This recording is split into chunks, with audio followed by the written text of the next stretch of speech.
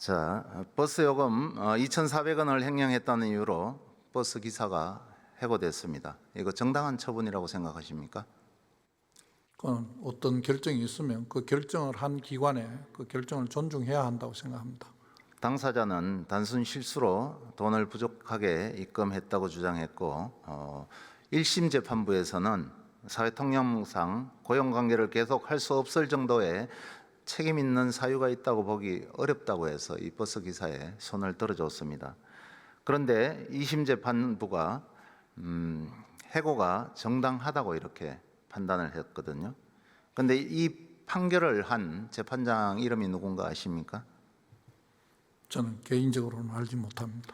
예, 한덕수 근한대행이 헌법재판관 후보자로 지명한 함상훈 서울고등법원 부장판사입니다. 이 기사는 17년을 근무하는 동안 운송 수익권과 관련된 문제가 단 한 번도 발생하지 않았습니다. 근무 중 다른 사유로 징계를 받은 적도 없습니다. 그런데 이렇게 2,400원을 단순 실수로 입금하지 않았다는 것을 이유로 다른 중징계도 있는데 노동계에서는 해고는 살인이라고까지 이야기를 합니다. 그 정도로 중한 그런 해고를 이 한 게 그게 해결책인가 이렇게 묻고 싶습니다. 이 말뜻에 대해서 이해를 하시겠는가요? 해고는 살인이다. 그런 해고가 엄중한 내용이라는 것은 저도 익히 알고 있습니다. 그러면은 국가 예산으로 구입한 물품을 민간인이 빼돌렸다. 이건 횡령인가요? 아닌가요?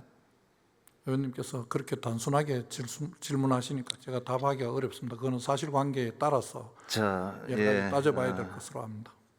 최근에 여러 의원님들도 질의를 했습니다만은 윤석열 김건희 부부가 관저에서 사저로 돌아가면서 국가 예산으로 구입했던 500만 원짜리 이 캣타워를 서초동 아크로비스타로 옮겨졌다는 그런 보도가 있었고 그 보도에 사진까지 나왔습니다. 실제 이 500만 원 캣타워는 저도 인터넷에 검색을 해봐도 없습니다. 30만 원 정도가 고가이고요. 근데 국가 예산으로 이 500만 원 캣타워를 구입하고 이것을 무단으로 가져갔다면은 우리는 이것을 사회 통념상 횡령이라고 이렇게 말합니다. 이거 철저하게 조사해야 되지 않겠습니까? 지금 의원님께서 말씀하신 대로 30만 원밖에 없는데 500만 원짜리라고 하는 부분부터 여러 가지 사실관계를 좀 따져봐야 제가 판단하고 말씀을 드릴 수 있을 것으로 생각합니다. 이 부분에 대해서 철저하게 조사를 해 주시기 바라고요.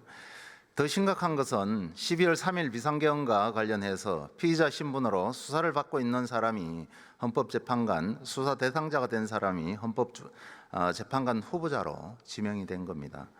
이완규 법제처장은 내란 방조와 증거 인멸 혐의를 받고 있는데 이건 맞죠?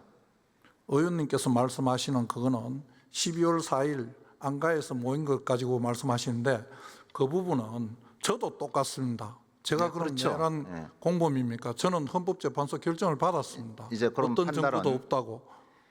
받을 수 있을 거고요.